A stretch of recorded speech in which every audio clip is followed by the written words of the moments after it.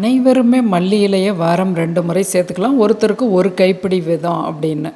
இது சுகரை குறைக்குது, நல்ல கண்ட்ரோல்குள்ளே வைக்குது, இதயத்தை பாதுகாக்குது, செரிமானத்தை மேம்படுத்துது, வாயிலையும் குடல்லையும் இருக்கக்கூட துர்நாற்றத்தை விளக்குது. அடிக்கடி நோய் தொற்று வர்றவங்களுக்கு இதை வாரம் 2 முறை சாப்பிடும் பொழுது நல்ல எதிர்ப்பு சக்தி உண்டாகுது. எந்த நோயும் ஈஸியாக தொத்தாது. சளி, இருமல், காய்ச்சல் இது போல்.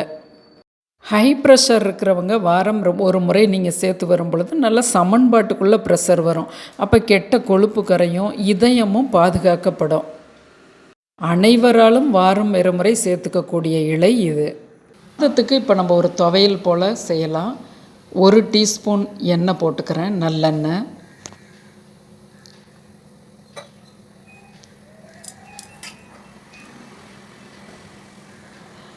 2 வரமிளகாய், உளுத்தம்பருப்பு 1 டேபிள் ஸ்பூன். இது 2 பேர் பிசைஞ்சு சாப்பிட்றதுக்கானது.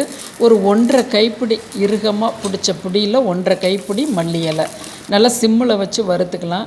நான் ஒரு 1/2 இன்ச்சு துண்டு இஞ்சி போடுறேன்.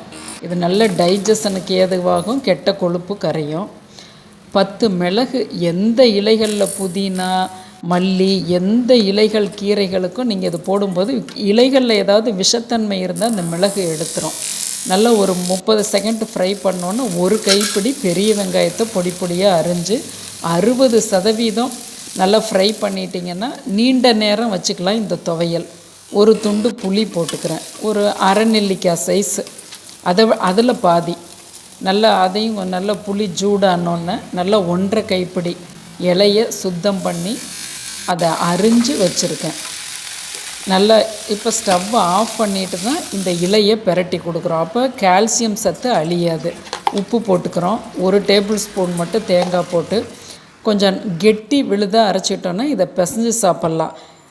இதே நீங்கள் டிஃபனுக்காக இருந்தால் இதில் கொஞ்சம் தண்ணியை அந்த ஜாரில் ஊற்றி கலக்கி நம்ம இதில் பண்ணிட்டோன்னா தோசைக்கும் இட்லிக்கும் ரொம்ப அருமையாக இருக்கும். மதியத்துக்காக இருந்தால் இப்படி கெட்டி துவையலாகவே வச்சிடலாம். இதில் கொஞ்சம் வரமிளகாய், கடுகு, உளுந்து தாளித்து கொட்டிடுறோம். நம் சேனலை சப்ஸ்கிரைப் பண்ணுங்கள், ஷேர் பண்ணுங்கள்.